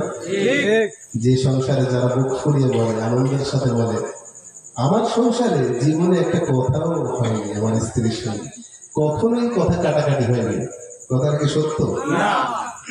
আমার মনে হয় শতভাগ মিথ্যা।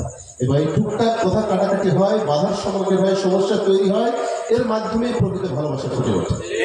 ঠিক তেমনি ভাবে আমরা যারা জামাত ইসলামী করছি, জামাত ইসলামের আন্দোলন করছি, জামাত ইসলামী কি চায়, যে পথে আমরা আগাচ্ছি, এই পথে যখন এরকম বাধা আসে, গ্যাঞ্জাম আসে, মারামারি আসে, জেল আসে, জুলুম আসে, ফাঁসি আসে, এই সব বাধাগুলোকে আমরা উপহার হিসেবে গ্রহণ করি।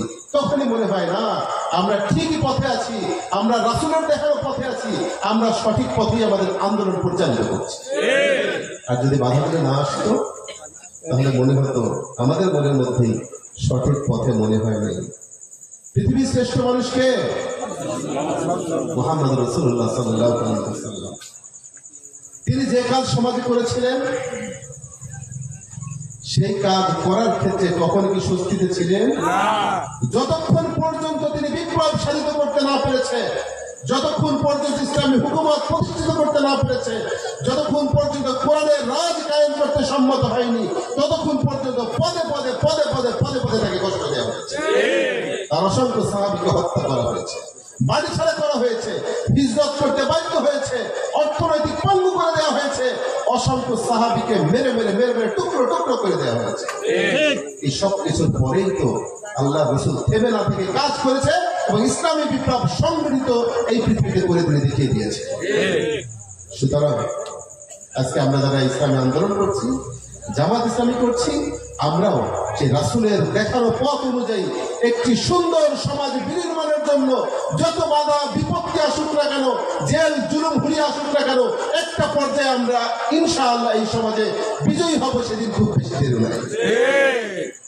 সুতরাং আমাদের একটু কষ্ট লাগে না, ব্যথা লাগে না। এখানে এই সাথে কারাগারে যায়নি এমন লোক নেই, সবাই কারাগারে গেছে, নির্যাতিত হয়েছে, বাধার সম্মুখীন হয়েছে। আমরা এতে একটু ভীত নই, এটাই আমাদের জন্য পুরস্কার, এটাই নবীর সুন্নাহ হিসেবে আমরা মনে করি। ঠিক সম্মানিত ভাইরা, আল্লাহর নবী যে সমাজে এসেছিলেন সেই সমাজটা কি ইসলামী সমাজ ছিল না? সেই সমাজের নেতৃত্ব যারা দিত তারা কি সব মুসলমান ছিল না? ওই সমাজটাকে কি সুন্দর সমাজ বলা যায় না? ওই সমাজটা পৃথিবীর নিকৃষ্টতম সমাজ, যে সমাজকে আমরা আইয়ামের জাহিলিয়াতের যুগ হিসেবে চিনি, তাই না? সেই সমাজেই তো আল্লাহ তাআলা আল্লাহর নবীকে পাঠিয়েছেন। কেন পাঠিয়েছেন? কেন, কি জন্য আল্লাহ নবীকে এই সমাজে কেন পাঠালেন?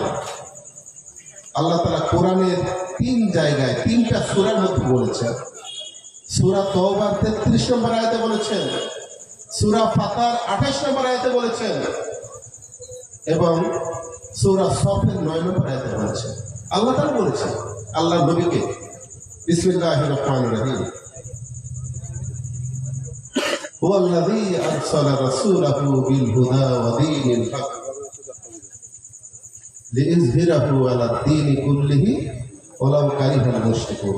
আবার আরেক জায়গায় বলেছেন ওয়া কাফা বিল্লাহি শাহীদা। এটা কার কথা? আল্লাহ তাআলা আল্লাহর নবীকে বলছেন, ও নবী, আমি তোমাকে সত্য দ্বীন সহকারে দুনিয়ায় প্রেরণ করেছি। সত্য দ্বীনটা কি? যে সমাজে আল্লাহর নবী জীবন যাপন করছিলেন, তাহলে কি সেই সমাজে সত্য দ্বীন ছিল না? আল্লাহ নবী যেখানে বেড়ে উঠেছেন সেখানে কি সত্য দ্বীন ছিল? ছিল না, সেখানে সত্য দ্বীন ছিল না।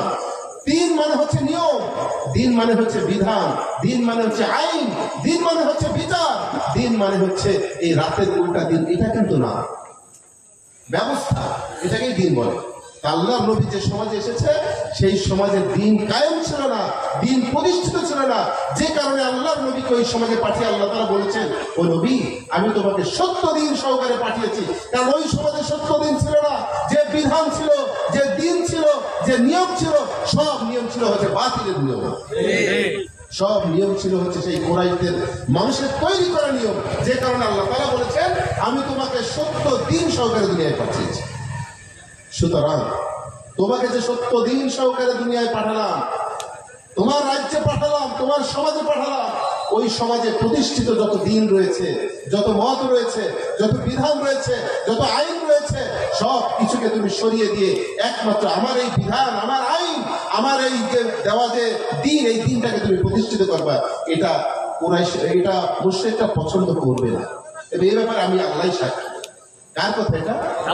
আল্লাহ তাআলা আল্লাহ নবীকে পাঠিয়েছেন দ্বীন প্রতিষ্ঠার জন্য। সেই দ্বীনটা হচ্ছে ইসলামের নিয়ম প্রতিষ্ঠার জন্য। আপনি আমি, আমরা যারা এই দুনিয়ায় রয়েছে এখন, আমাদেরকে কি আল্লাহ তাআলা অন্য কোনো কারণে পাঠিয়েছেন? না। আল্লাহর নবী যে সমাজ এই দিন পরিবর্তন করে প্রতিষ্ঠা করেছিলেন, সেই সমাজ আজ পর্যন্ত পৃথিবীর ইতিহাসে সব থেকে সভ্য সমাজ হিসেবে পরিচিত পেয়েছে। এর থেকে আর ভালো সমাজ দুনিয়াকে উপহার দিতে পারেনি। তার কারণটা আমি সাথে সাথে আরো একটি কথা বলতে চাই। বাংলাদেশ জামায়াত ইসলামীকে নিয়ে ষড়যন্ত্র শুরু হয়েছে 1941 থেকে। 1941 সালে জামায়াত ইসলামী প্রতিষ্ঠার পর থেকে 2025 সাল পর্যন্ত বিশ্বসহ বাংলাদেশের যে কোনো জায়গায় জামায়াত ইসলামীর কার্যক্রম পরিচালিত হোক, সেখানেই জামায়াত ইসলামী বাধার সম্মুখীন হয়েছে। এটাই হচ্ছে আমরা দেখে আসছি। হয়তো মনে হতে পারে, কই এত বড় প্রোগ্রাম জামায়াত ইসলামী, কেউ তো বাধা দিচ্ছেন। আপনি 5 তারিখের আগের ইতিহাসটা দেখেন। এটাই হচ্ছে আমাদের সৌন্দর্য, আমরা বাধার সম্মুখীন হই। এখন হচ্ছে, আগে হয়েছি, ভবিষ্যতেও হব, এটাও আমরা মনে করি। কিন্তু জামায়াত ইসলামীকে এত বাধা দিয়ে জামায়াত ইসলামীকে নিশ্চিহ্ন করার চেষ্টা করা হয়েছে। নিশ্চিহ্ন করা কি গিয়েছে? নিশ্চিহ্ন করা যায়নি, বরং যারা জামায়াত ইসলামীর কাজকে বাধা দিয়েছে, যারা জামায়াত ইসলামীকে থামাতে চেয়েছে, জামায়াত ইসলামী নেতৃত্ব শূন্য করতে চেয়েছে, জামায়াত ইসলামী যে কোরআনকে নিয়ে সামনে এগিয়ে যায়, সেই কোরআনকে বিতর্কিত করার চেষ্টা করা হয়েছে, জামায়াত ইসলামীর নেতাদেরকে অপমানিত লাঞ্ছিত করার চেষ্টা করা হয়েছে। এত কিছু করেও তারা জামায়াত ইসলামীকে শেষ করতে পারেনি, বরং নিজেরাই বাংলাদেশ থেকে বিতাড়িত হয়েছে। তাহলে এত কিছু করার পরে জামায়াত ইসলামী কেন এখনো বাংলাদেশের বুকে বুক উঁচু করে রয়েছে, দ্বিধাহীন ভাবে তার কথা বলছে? তার কারণটা কি বলতে পারেন? তার কারণ হচ্ছে জামায়াত ইসলামী একটি আদর্শকে নিয়ে লালন করে সামনে এগিয়ে যায়, একটি আদর্শকে এই সমাজে বাস্তবায়ন করতে চায়। জামায়াত ইসলামী একটি আদর্শের মাধ্যমে দেশ গঠন করতে চায়, যে আদর্শের সঙ্গে পৃথিবীর কোন আদর্শের মিল হতে পারে না, যে আদর্শকে চ্যালেঞ্জ করার মতো পৃথিবীতে কারো সাহস হতে পারে না, যে আদর্শের পৃথিবীর সমস্ত মানুষের আদর্শের মধ্যে ভুল খুঁজে পেলেও নবীর আদর্শের মধ্যে কোনো ভুল খোঁজার সাহস কেউ দেখাতে পারে না। সুতরাং সেই আদর্শকে আমরা এই সমাজে বাস্তবায়ন করতে চাই, এই জমিনে বাস্তবায়ন করতে চাই, এই দেশে বাস্তবায়ন করতে চাই। এই জন্যই এই আদর্শের যেহেতু ভুল দিতে পারে না, হয়তো আমাদেরকে কষ্ট দিতে পারে, আমাদেরকে মারতে পারে, কিন্তু কখনোই আমাদেরকে এই সমাজ থেকে বিচ্ছিন্ন করে রাখার কোনো সুযোগ কারণ নাই। এই আদর্শ যেটাকে আমরা বাস্তবায়ন করতে চাই, জামায়াত ইসলামী চায়, এই আদর্শ বাস্তবায়িত হলে কি হবে, কেন আমরা চাই এই আদর্শটা বাস্তবায়ন করতে? এই আদর্শ বাস্তবায়ন করলে এই সমাজের সর্বস্তরের মানুষ সুখে থাকবে। আমি একটি কথা আগে বলছি, এখানে অনেক সনাতন ধর্মাবলম্বী ভাইয়েরা আছেন, জামায়াত ইসলামীকে বিতর্কিত করে জামায়াত ইসলামীর সঙ্গে এই সমাজের সাধারণ মানুষদেরকে মিশতে দেয়নি। বিশেষ করে এই সমাজে যারা সনাতন ধর্মাবলম্বী ভাইয়েরা রয়েছে, বোনেরা রয়েছে, তারা যেন জামায়াত ইসলামীর সংস্পর্শে আসতে না পারে, জামায়াত ইসলামী সম্পর্কে ভালো ধারণা নিতে না পারে, এজন্য বারবার জামায়াত ইসলামী সম্পর্কে তাদেরকে নেগেটিভ কথা বলা হয়েছে। জামায়াত ইসলামী মৌলবাদ, জামায়াত ইসলামী সাম্প্রদায়িক, জামায়াত ইসলামী যদি সুযোগ পেয়ে যায় তোমাদের সকলকে কলেমা পড়িয়ে মুসলমান করে ছাড়বে, তোমরা যে পূজা অর্চনা করো সেই পূজা অর্চনা করতে পারবে না, তোমাদেরকে কিন্তু ইন্ডিয়া পাঠিয়ে দিবে, তোমরা সমাজে একেবারে পরাধীন জাতি হিসেবে থাকতে হবে। এইভাবে ভুল বুঝিয়ে তাদেরকে আমাদের কাছ থেকে দূরে সরে রাখার চেষ্টা করা হয়েছে। কিন্তু জামায়াত ইসলামী যে আদর্শ নিয়ে রাজনীতি করছে, এই আদর্শ কখনো বিভেদের আদর্শ নয়, বিভেদের রাজনীতি নয়। সমাজের সমস্ত মানুষকে সঙ্গে নিয়ে কাঁধে কাঁধ মিলিয়ে আমরা চমৎকার একটি সমাজ বিনির্মাণ করতে চাই। মানবতার ফেরিওয়ালা ডক্টর শফিকুর রহমান আমির জামাত, তিনি স্পষ্ট করে বলেছেন, আমার এই সমাজে যত সনাতন ধর্মাবলম্বী ভাইরা আছে তাদেরকে কেউ যেন সংখ্যালঘু বলে ছোট করতে না পারে। তারা কোনো সংখ্যালঘু নয়, যারা এই সমাজে বেড়ে উঠেছে, এই সমাজে জন্মেছে, এই সমাজের আলো বাতাস তাদের গায়ে লেগেছে, যারা এই সমাজের আইডেন্টিটি পেয়েছে, তারা কখনো সংখ্যালঘুর পরিচয় দিতে পারবে না। তারা এই সমাজের নাগরিক, এই বাঙালি, এবং এই সমাজে আমার যেমন অধিকার আছে, একজন সনাতন ধর্মাবলম্বী ভাইয়ের একই অধিকার রয়েছে। সাথে সাথে তিনি স্পষ্ট করে বলেছেন, তাদের মণ্ডপে পাহারার ব্যবস্থা করা হয়, পুলিশ দিয়ে, আনসার দিয়ে, কোন পাহারার ব্যবস্থা করা লাগবে না। যদি জামায়াত ইসলামী এই সমাজ শাসনের সুযোগ পায়, এই সমাজে নিয়ন্ত্রণ নিতে পারে, তাহলে মসজিদে যেমন পাহারা লাগে না, কোন মন্দিরে বাংলাদেশে পাহারার ব্যবস্থা লাগবে না। আমরা এমন একটি চমৎকার সমাজ করতে চাই, আমরা এই সমাজের কাছে বলতে চাই জামাত ইসলামের ন্যায় এবং ইনসাফ ভিত্তিক সমাজ কায়েম করতে চায়। জামাত ইসলাম এই সমাজে যত অন্যায় রয়েছে, অপকর্ম রয়েছে, দুর্নীতি রয়েছে, সব অন্যায়, অপকর্ম, দুর্নীতি, হটকারী, দখলবাজ, টেন্ডারবাজ, চাঁদাবাজ, খুন, ধর্ষণ, সুদ সবকিছু এই সমাজ থেকে বিতাড়িত করে দিতে চাই আমরা। আমি শুরুতেই বলেছিলাম আমরা একটি আদর্শ বাস্তবায়ন করতে চাই। এই আদর্শের মধ্যে যেহেতু অন্যায়ের কোনো আশ্রয় নেই, আমরা যদি আদর্শ বাস্তবায়ন করতে পারি, আমার এই সমাজেও কোনো অন্যায়ের অবস্থান আমরা তৈরি করতে দিব না ইনশাআল্লাহ। এই কারণে সনাতন ধর্মাবলম্বী ভাইদের দৃষ্টি আকর্ষণ করছি, আপনারা নিরাপত্তা চান, আপনারা শান্তিতে থাকতে চান, আপনারা আপনাদের ইজ্জত সম্মান নিয়ে নিরাপদে বাস করতে চান, আপনাদের ব্যবসা বাণিজ্যের উপরে, পরিবারের উপরে, সম্পদের উপরে কেউ হস্তক্ষেপ না করুক তাই চান, অবশ্যই আপনাকে জামাত ইসলামের এই আদর্শের সঙ্গে একত্রতা প্রকাশ করে সামনের দিকে জামাত ইসলামীকে এগিয়ে দেবেন। অবশ্যই জামাত ইসলামী আপনার নিরাপত্তার জন্য সম্পূর্ণ দায়িত্ব নিয়ে সামনের দিকে এগিয়ে যাবেন ইনশাআল্লাহ। আমি গত পরশুদিন গিয়েছিলাম বিষ্ণুপুর ইউনিয়নে, প্রায় শতাধিক হিন্দু ভাইয়ের উপস্থিত ছিল। তাদের একটি বক্তব্য, তাদের বক্তব্য ছিল একটি, আমরা এই সমাজে নিরাপত্তা চাই। আমরা এখানে অল্প সংখ্যক মানুষ বাস করি, আমাদের উপর জুলুম করা হয়, অত্যাচার করা হয়, আমাদের সম্পদ জোর করে লুণ্ঠন করা হয়। আমরা জানি জামাত ইসলামের নেতৃত্ব সৎ নেতৃত্ব, জামাত ইসলামী কারো সম্পদ লুণ্ঠন করে না, জামাত ইসলামী কাউকে ঠকায় না, জামাত ইসলামী চাঁদাবাজি করে না, টেন্ডারবাজি করে না। অতএব আমরা আপনাদের কাছে নিরাপত্তা চাই। আমি তাকে স্পষ্ট করে বলেছিলাম, আপনার নিরাপত্তা চাওয়াটা ঠিক আছে, কিন্তু একজন সমাজের সাধারণ নাগরিক কতটুকু আরেকজন নাগরিককে নিরাপত্তা দিতে পারে? নিরাপত্তা বিধানের জন্য যার কাছে আমি নিরাপত্তা চাইবো তার একটি পাওয়ার দরকার আছে নাকি নেই?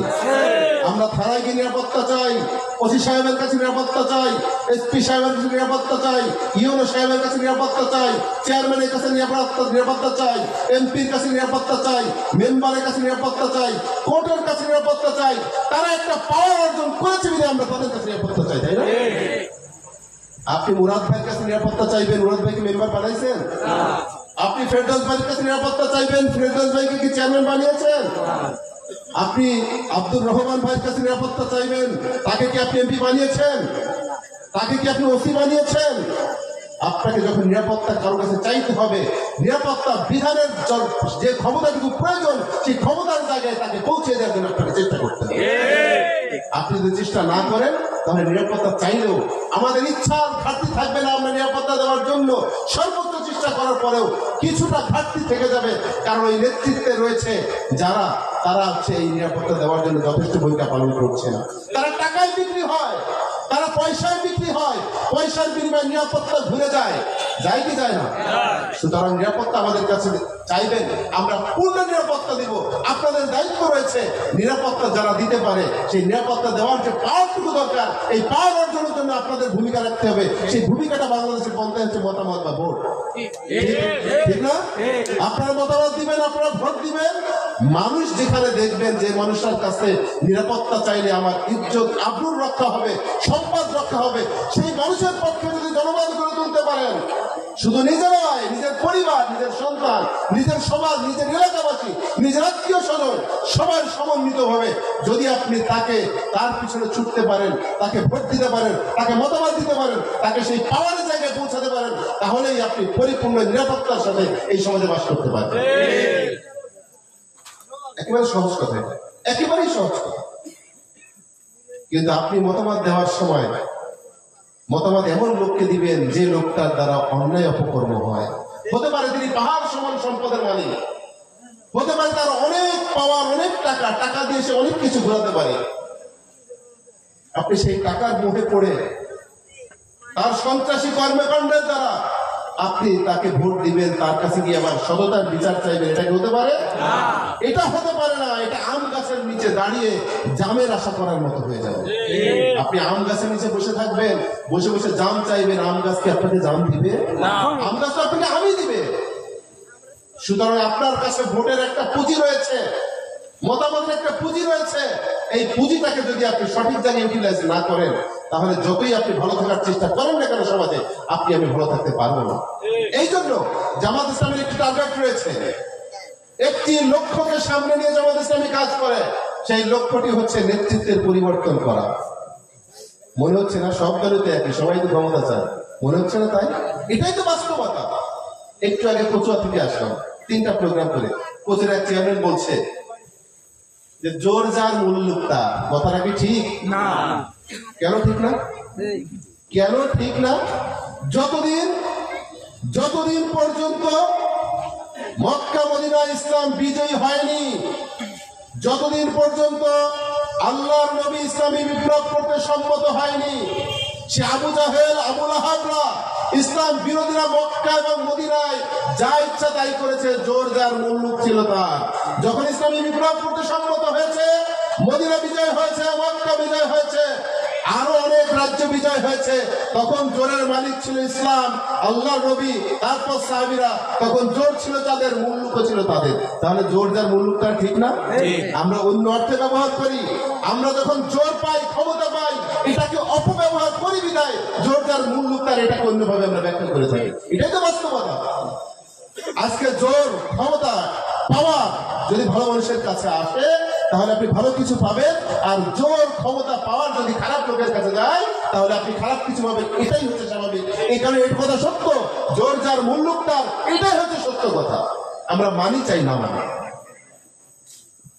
সম্মানিত উপস্থিতি, আমি বক্তব্য দীর্ঘায়িত করতে চাই না।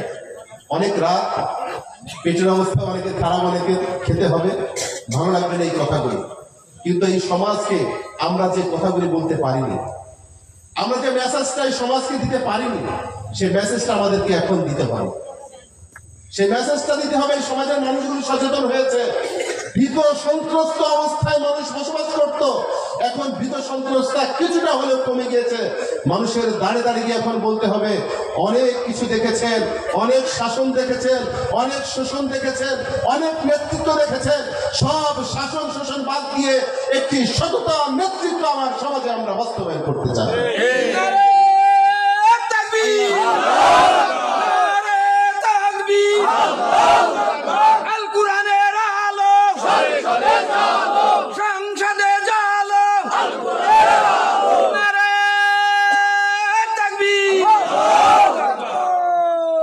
সুতরাং এই সততার নেতৃত্ব যদি প্রতিষ্ঠা করতে হয়, যেটাকে পুঁজি করে জামাত ইসলামী কাজ করছে, তাহলে এই সমাজটা সুশৃঙ্খল সমাজে রূপান্তরিত হবে।